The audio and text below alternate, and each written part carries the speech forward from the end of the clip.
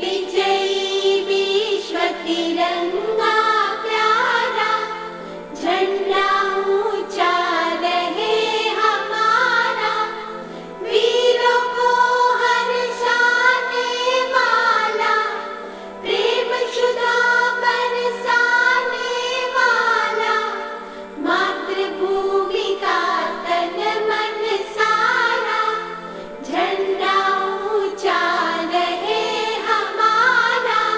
वंदे वंदे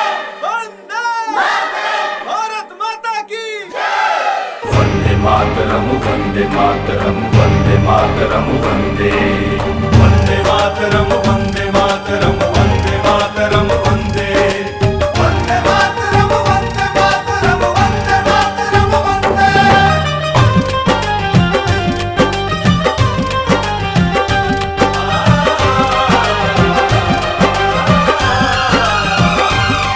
मेरा रंग दे बसंती चोला था भगत सिंह ने बोला, जब भड़का क्रांति का शोला, आसन दुश्मन का टोला।